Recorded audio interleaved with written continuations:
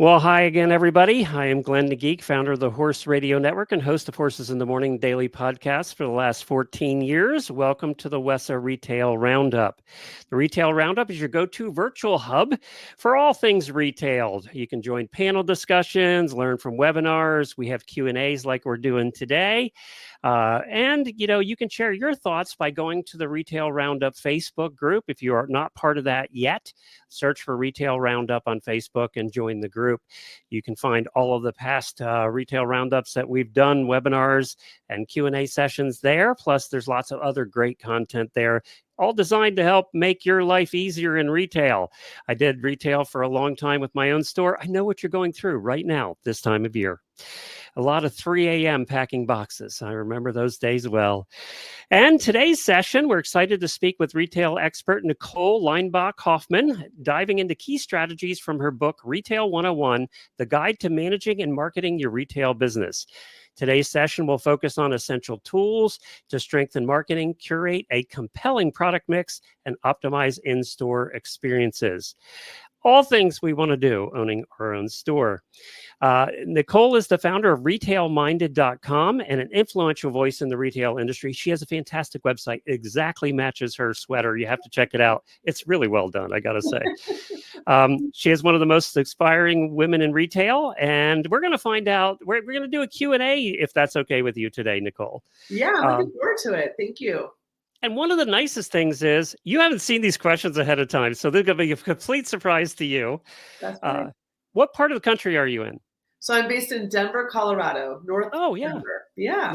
Nice. You had a little snow recently. And, sure did. In fact, I can see a little bit on my neighbor's lawn that hasn't quite met the melted sun yet.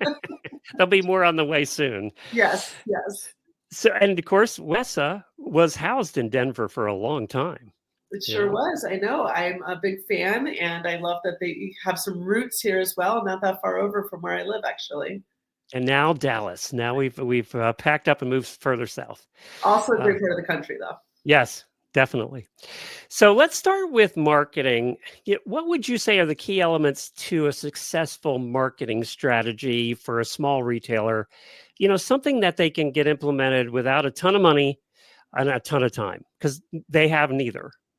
Well, that's a very solid point that you just made, that they have neither, right? So the very first thing I'm going to say is that consistency is going to be the most important component of all marketing efforts. So that's why we lean into social media a lot, I think, as small businesses, because there's an opportunity for consistent messaging as that being a marketing channel that's both affordable and the opportunity to repeat. But when it comes to marketing, I think the key is to really create outreach to your targeted audience. So know who your audience is and do so with the effort to reach them as best as possible. I think for small businesses in particular, a lot of the time that means partnering with like-minded but non-competitive businesses within their local community. So who could be, whether it's a charity, whether it's a meetup group, whether it's another business itself, whether it's a group, a youth program that might cater to, potential customers where you can be supportive of that.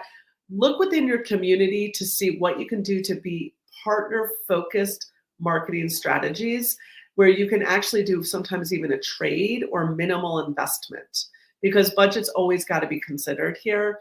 And I think this can actually really elevate the opportunity to retain existing customers and build new customers as well.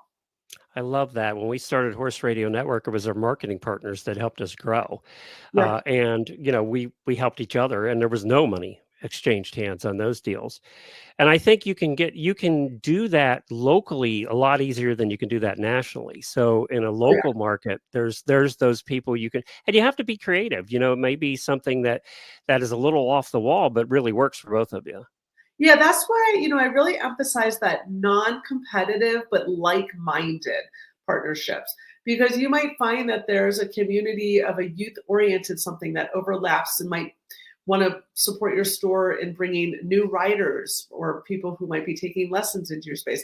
Or maybe there's something of a more mature audience that has a roundup of women who get together monthly sharing their love of horses, or even local farms or nearby farms that still have like a horse community that they support in a variety of ways. So there's amazing groups out there that sometimes, honestly, your Facebook search engine, you can start to put in some keywords around your own community to help find what might be going on that you might not know about. Not everything's going to be front and center to you. But then obviously businesses that exist. So these are things that are also operating with store hours that are, again, non-competitive but like-minded. So even if it's like a bakery or a photographer, let's say during a holiday season, really any holiday season, you could bring in a photographer to do something with your horses. It's benefiting them because they're getting a new customer reach.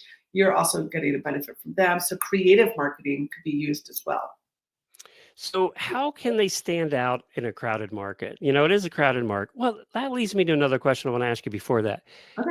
Does every retailer need to have online sales now? I don't necessarily think every retailer needs to have online sales, but I do think every retailer needs to have online visibility. Okay. Not every brick and mortar store wants to manage e-commerce. In fact, I would say if you don't, it's better to still be visible online for how to reach you in store or to take phone orders, but at least share that communication. Now, there's going to be other categories of retail that I might not have that same answer for. But in this category, I think that that's honestly something to think about. If you know you're not going to manage an e-com business well, don't invest your time in setting it up if you don't plan to actually optimize it. Instead, make Because sure it's a lot of work. it's a lot of work. Yeah. And there's ways to still be, I call this the path to purchase. The path to purchase is not straight. I might go to Google today, put in horse retailer Denver, right? This is horse shop, right? I might say something just as a general consumer without always using the right words. It still needs to lead me to a destination to find you. And on that path to purchase, there's going to be what I refer to as like road bumps or detours. And there's also going to be collisions that take that customer totally off course. What you want to do is keep them on path to you. So being online still has incredible advantages, even if you're not selling online. So make sure every touch point online has visibility that ultimately leads them to that brick and mortar destination, even if it's a phone call for them to say, hey, do you have this? Or can I place an order for pickup? Or can you ship this to me? Sometimes it's the simplest things too. Like the other day, we looked up a tech business that was here in Ocala, and they had not updated their Google Maps or Google listing, Okay. so the hours weren't on there. The website link wasn't on there. You have to really go. You have to. That's one thing you can do today that's free. Go in and update your Google listing so that it shows up properly on Google Maps, so that the hours are in there and all the information that I need immediately if I want to go to your stores there. It's simple, but companies forget to do it. It's very simple. And you know what else is free? Is Google Analytics.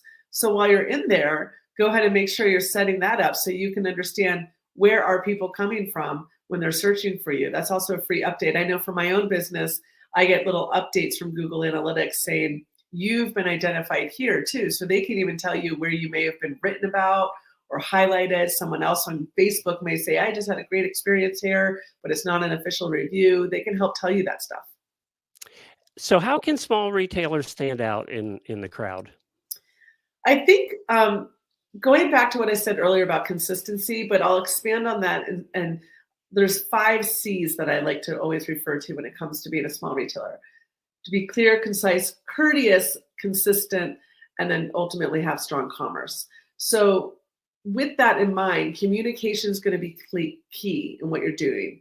Having a clear message of who you are as a brand.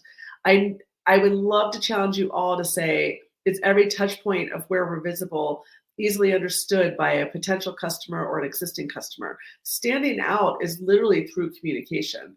So your communication is both in-store through signage, it's through your newsletter, potential newsletter, email blast, is how your customer greets somebody or is how your employee greets someone who walks through the door.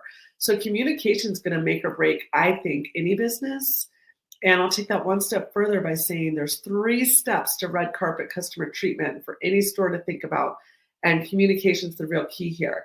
When someone walks through that door of your business, the first step is to be starstruck. Because what are you if you're starstruck? You're paying attention, right? You're looking, you've stopped all thoughts, distractions around you, and you are focused on whatever that starstruck moment is. That second step is to treat them like royalty. So if every customer is a star, they also deserve royal treatment. And royal treatment, what does that have? It has standards. What does your store need? Standards. So identify what those standards are for how your employees greet your customers. Again, going back to communication, to how they exit your customers, to how they support your customers through the destination of shopping, how they might recommend an additional sale once they're already at the cash wrap. All of this really is around communication, but also how your customers navigate your store can also be better enhanced through communication, through like signage. So identify those standards. And the final piece of that 3-step red carpet is to get their autographs. Because if you're getting their autographs, you're getting a transaction, or better yet, sometimes both would be ideal, is to capture their own email address. So you're staying in touch. So be starstruck, treat them like royalty, get their autographs. And that means that you've built your business, and you're hopefully doing so with really positive memories from the customer's perspective. Well, part of being starstruck when you walk into stores, merchandising, right? It's how display and merchandising. And when you're small retailer, it's tough to decide. You only have a certain budget to buy for inventory, right? To buy inventory. So you're constantly weighing what should I have in inventory, and that's a constant battle between the basics and what's trendy now, right? So how do you play that game when you're a retailer with a limited buying budget? You can't buy everything. No, you definitely can't. And particularly for brick and mortar small businesses, I tell them, if you had to analyze your inventory in just 2 categories, okay, we all know there's way more than 2. But if you had to, identify what your statements are and what your staples are. Your staples are the bread and butter of your business. Those are the things that everybody needs. You want to make sure that they're always in stock, they're replenished, that you've identified them for merchandising strategies so that people either don't forget them or make sure to get them. Your statements, that's going to be the things that people might want, but they definitely don't have to have. But it also becomes a high margin opportunity. These things might be items that bring stronger margin into your business. And then you want to create a merchandising strategy that effectively supports both. But from an inventory management perspective, those staples are going to be the drivers of your business. People come into your store because they need those staples, right? Did you just see my little guy? He ran in here. And Yeah, I was going to ask you about your little guy. There's 2 more. I'll let him say hi real fast. So Oh, there's hi. 2 more. It's I'd very cute. love to say hello. And so those We love staples. when dogs and horses appear on our shows. So Well, I should have gone to my sister-in-law's house. They have many horses, so we are a horse family. We do have horses in the family, and ironically, this dog's name is Bitzer, and they adopted a horse recently named Bitsy, Bitzy, which I just thought was kind of funny because it's not a common name. So we have a Bitzer and a Bitsy in the family, and one of those, the Bitsy, is the bigger horse, by the way. yes. Yeah. So so yeah, those staples and statements are a great way to really bring balance to your inventory management. The other thing is, of course, data. I mean, at this point in time, I would hope everybody is using a point of sale system, an inventory management system that brings clarity to what's truly selling and what's not. That's going to ultimately be the truth of what your business is. Yeah, and what's nice about the systems today is they tell you categories, those broad categories, because there might be an individual item in a category that's selling well, but the whole category is not selling well. Right. Exactly. Yeah. And Yeah, that's some, vendors, different things. yeah, that Yeah. it helps you, you can micromanage your inventory much better than you could 20 years ago, for sure. Oh my goodness. A lot of it is not just gut, right? I Right. think honestly, as store owners, there is that gut Especially feeling. in the horse world. Yeah. Yeah. Yeah. You still have a little bit of that left, I I think. was going to say, I think that's Yeah. important, but we still need clarity to our gut. Yeah. Well, it justifies your gut That's or exactly or right. doesn't. Yes. Yes. One way or the other. Yeah. So, what are some simple changes retailers can make to enhance the in-store shopping experience? That's a I, great I could question. tell. Can I throw one in there because we Yeah. had this recently too. The store was busy, which was good, right? But the aisles are so narrow. They were losing sales because people just couldn't get down the aisles. I know I didn't go down the one aisle to look at something I was really interested in because I couldn't get down the aisle, and then I never did. Yeah. Then I got looking at something else, and I never went down that aisle to look at that item because there was always somebody in the aisle, and it was really one person aisle. They were so Yeah. jam packed. Well, and what's interesting is you say that I'm envisioning, there are actual aisle standards by the Disability Act and different things. So making sure that your store actually accommodates everybody is important. You want to at least have that passerby effect, right? But enhancing the store is really, I tell people, look up, look down, look left, look right. Okay. And it's everything. It's all over. It's not just what's ahead of you. And as a customer, all of those details matter. When you walk into a store for the first time, as a business operator, you know it like the back of your hand, but other consumers don't always. So we need to make sure that we're giving them an understanding of which direction should they go? Why should they turn and go that way? Is there any clarity through signage to help them understand there's, again, like staples and statements or a clearance section, things that are a call to action, like let's say it's horse feed, or let's say it's riding accessories, whatever it might be. So really lean into how the flow of your store complements or distracts the customer experience. And I think we always say that every barn has a feel. When you walk into a barn, it's a boarding stable or whatever it is, a show barn or whatever. They all have their own feel, and it's hard to describe that feel, right? It's hard to describe what you're feeling, but you're definitely feeling something. Right. Stress, tension, happiness, relaxation. All of those are things that you feel when you walk into somebody's barn, a barn you've never been to before. It's the same thing when you walk into a boutique shop. And it's so hard to nail down how to get the feeling you want when somebody walks into a store, but it's there. Oh, 100%. And that can really describe the sentiment to the consumer of what they want out of that experience. Like, ooh, I want to be here. Ooh, I need something even though I don't. Or I love that person helping me. I mean, that sentiment can really drive dollars. So I think it's important. And I think, too, it depends on what you're shopping for at the moment. Obviously, if you're going and I want warmer and I want supplements and I want this, you're not expecting a cozy shop. You're expecting a Right. place where almost a sterile vet office type of Yes. setting. Yeah. And I have seen some stores. We're so fortunate to live in Ocala because there's like 10 tack shops within 10 miles of us.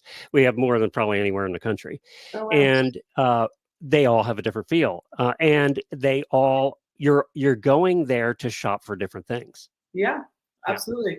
You know what's interesting too, as you think about that, it made me think about the generational customer and how consumers are changing, and stores are going to have to start recognizing the consumer change of the buying customer. Who is that buying customer right now? And who are they going to become? How will the dollars shift? And those are things that the general business or retail across any category are going to always need to sort of look at too.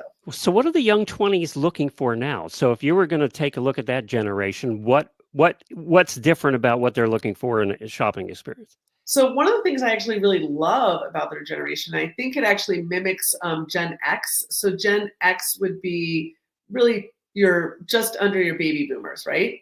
So everyone, I feel like, is familiar with the term baby boomers. They would be just under your baby boomers. My age. Yeah. And I fall as a Gen Xer myself.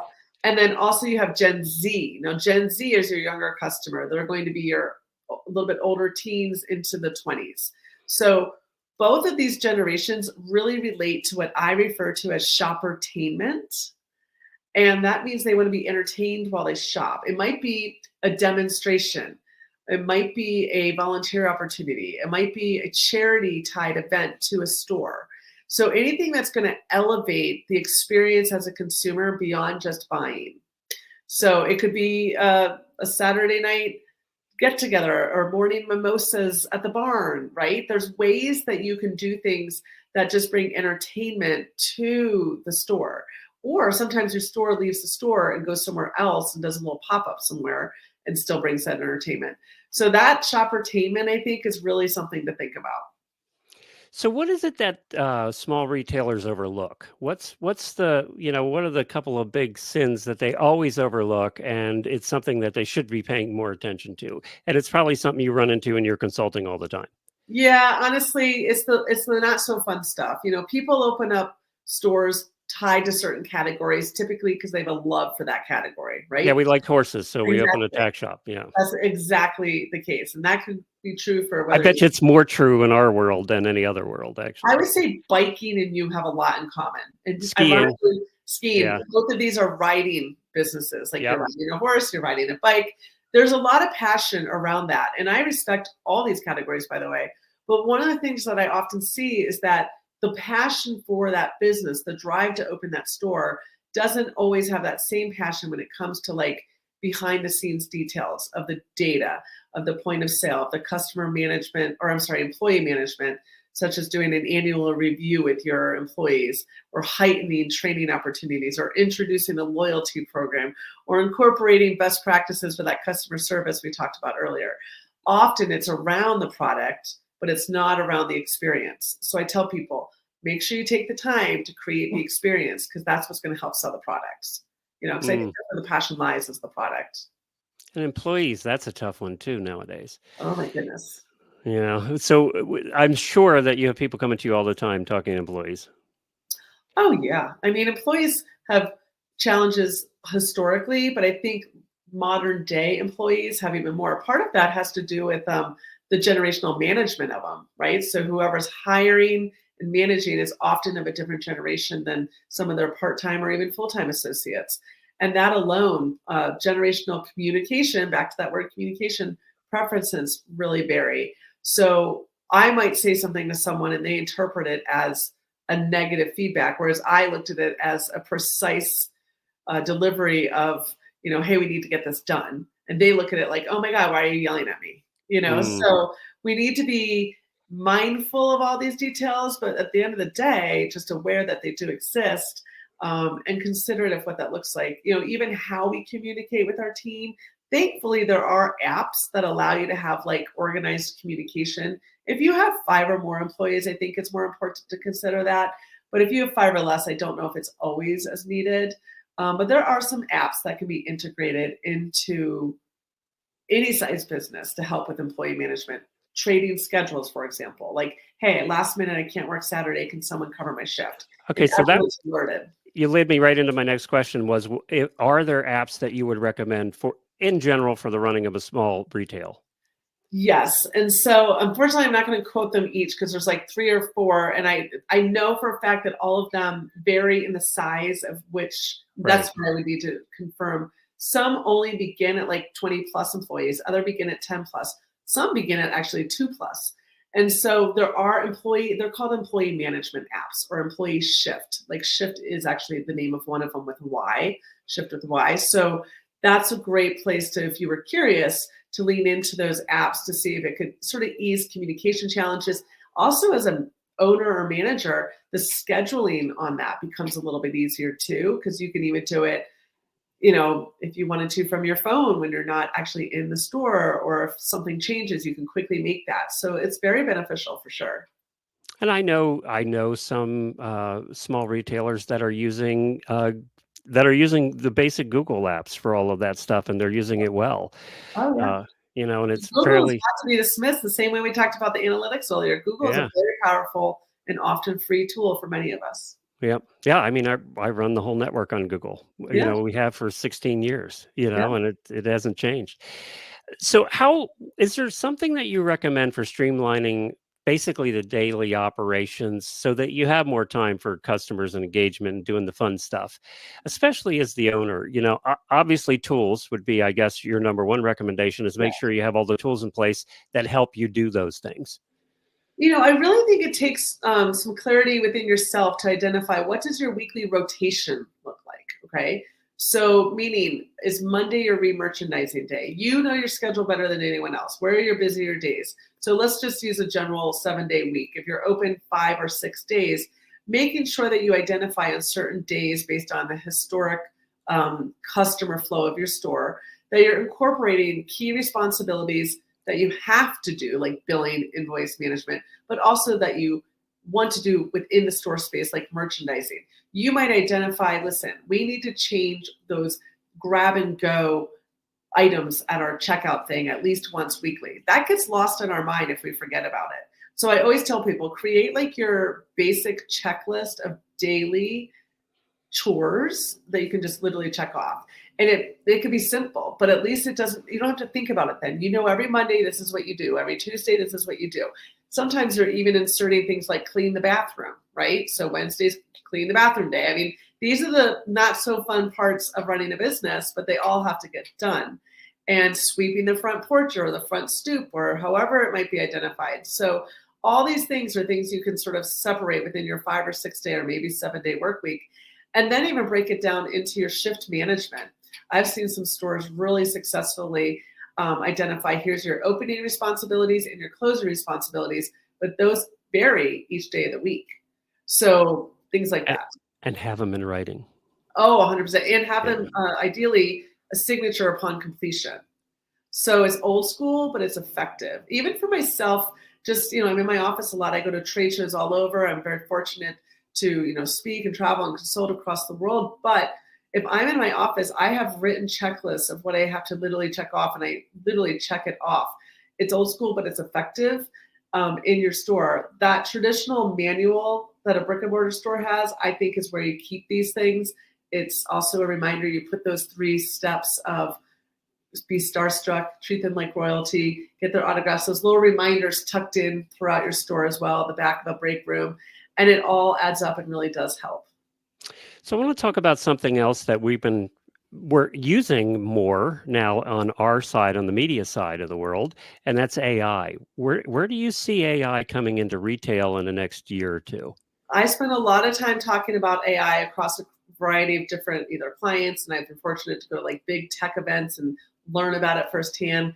I think that like Chat GPT can offer marketing copy if you just want to like learn ways to more effectively communicate to your audience, come up with something, even if you go back and then shape it out to feel a little bit more authentic to who you are as a brand.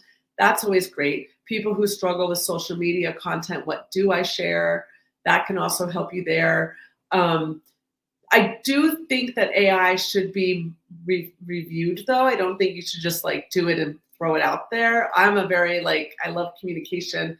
I hesitate to use AI much, but I know that it adds tremendous value to people who are not as comfortable writing or communicating. And I think that's going to be, from a retailer side, one of the most optimized ways we can leverage AI. And then, you might want to think about how you can even use AI to create social media graphics and other marketing components for your business, because they're doing amazing things through that. And we use it similar to that. And we do obviously you proof everything, and you're going to Yes. change it to your own voice, but it can save so much time. Like Yeah. if we're doing commercials, we can tell it, we want you to write a commercial about this individual weather beat product from a funny point of view. Yeah. And it'll do it. We tweak it and double check it, and you're good to go. And I think it's on the business side. Remember, we're talking about that business side. I think that's where AI in the future is going to save us a lot of time. Yeah. You're going to be able to do some of those boring, monotonous business tasks. AI will help you with that. The more and more it gets developed, it's being developed to help you with that.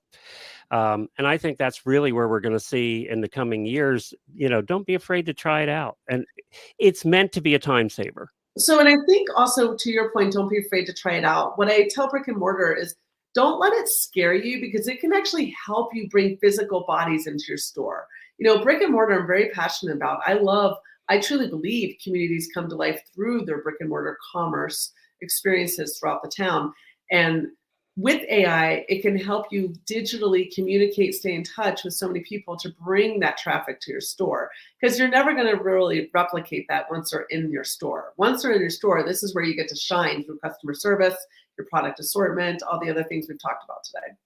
I mean, I can go right now, and this is where it's going to affect you in the future too. I can go right now to ChatGPT and say, tell me the most highly rated tax shop in Ocala, Florida.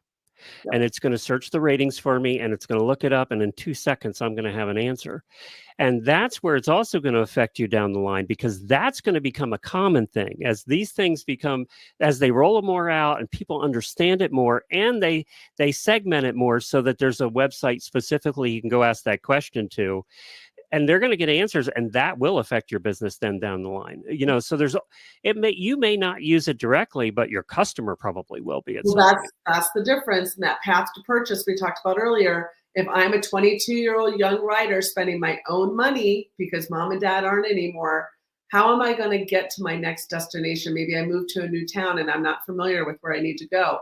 These are the things we have to think about across the generations too, like making sure we're staying up to speed with how customers are shopping and the resources out there for them too.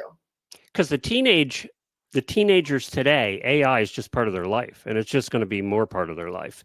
Yeah, And for them, it's not. They don't look at AI as this bad thing, right? Which our generation tends to yeah, do, right? We tend to be adverse to AI, and they're not. They're it's for them. It's just there. It's just been there, and it's another tool. Uh, exactly right. yeah, and so it will affect you in the next 5 years. Oh, it totally will. Yeah. And you might have employees who work for you. Maybe it's not your thing, but if you've identified on your team, even a small team of one, two, or three, to say, is anybody here comfortable helping us understand this so we can maybe leverage it for some of our things? It doesn't have to be this deep dive. It could say, let's use a little, let's see how we like it. Everything takes a learning curve.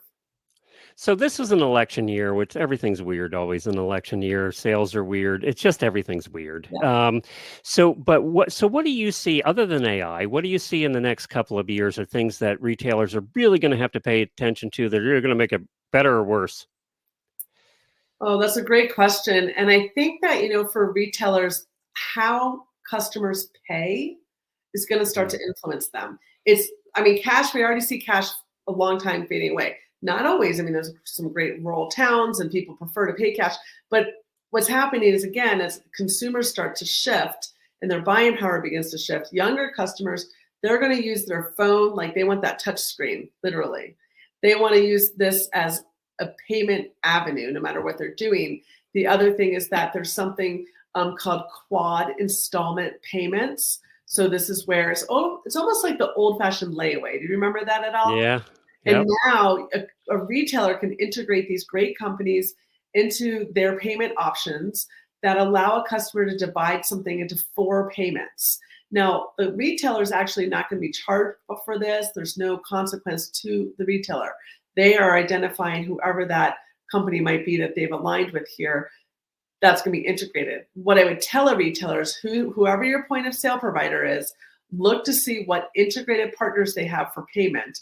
And there will be companies there that they could incorporate this for. I, So that's something we're going to see, how customers are paying. There's also loyalty groups to certain payment methods that customers are following. Facebook has millions of fans across different categories of payment on how customers prefer to buy. So marketing actually can start to overlap into payment channels. So you might, as a retailer, be like, wow, now there's a whole community of people who only use quad installment payment. That's one example, QUAD, quad installment payment. And I'm going to market to that audience of customers. So payment is going to, I think, start to really influence a lot of variety in our commerce. Affirm is one of the companies that you see Yes, everywhere, right? Yeah. firms everywhere. Yeah. Yeah.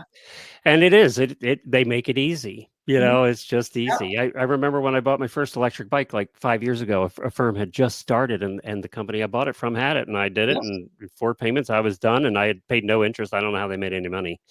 But Yeah.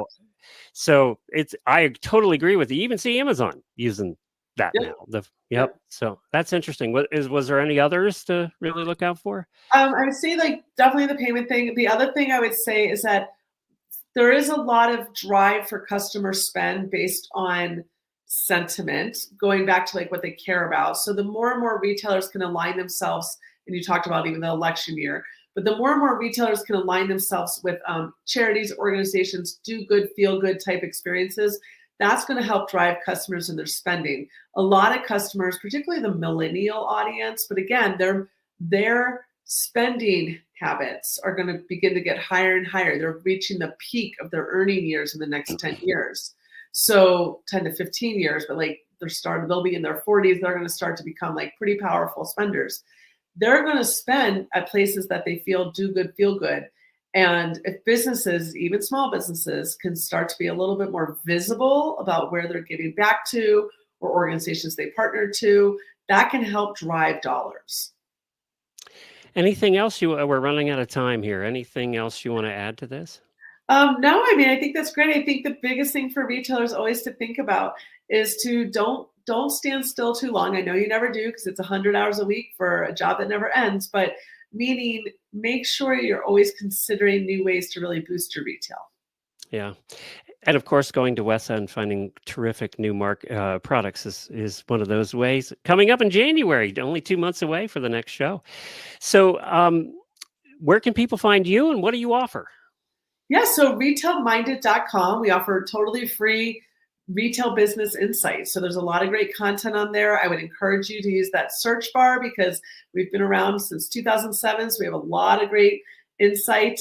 I'm available at Nicole, Nicole, at retailminded.com. If you ever need, we do mystery shopping, virtual consults.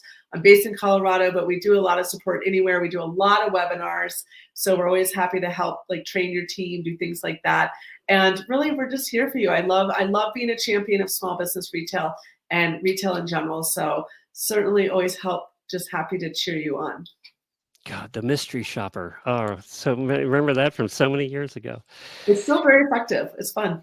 Yeah, I never thought about virtual mystery shopping, but that would be something fairly easy to do, and I never thought about it. Yeah, it's very cool. It's also very revealing. Yeah, I imagine. Yeah, especially if you know what you're doing, that would be really revealing. Yeah, very cool. So give the website one more time. It's retailminded.com. So that's retail, as we all know how to spell it, MINDED.com. Well, this has been fascinating. Thank you, Nicole. Appreciate it. And thank you for joining us on WESA's Retail Roundup. If you missed part of this, it will also be available on the WESA podcast. It's called Wisdom by WESA on your podcast player. They also do other episodes where they interview manufacturers in the horse world about their products. So if you're buying products, it's definitely a podcast to check out called Wisdom by WESA. You can find also on the WESA Trade Show YouTube channel and on the WESA website, wesatradeshow.com. Of course, the next one's coming up in January. I'm hoping to be there for that one. I'm usually trying to make the January one. And the next Retail Roundup will be posted on Monday, November the 25th. That's Thanksgiving week. It's already next week. It's wow. crazy. That means Christmas and the end of the year is coming up. So you'll find that next week, and it'll be on the Retail Roundup Facebook group. I can be found at horsesinthemorning.com. We have 3,500 episodes for you to listen to. If you have a year of 24-hour-a-day listening, you might catch up. But we have plenty of content for you over there. It's a lot of fun. We do that every day. We chat about horses and all things in the horse world 5 days a week for about an hour every day. So thank you all. Thank you. And we'll talk to you again next week.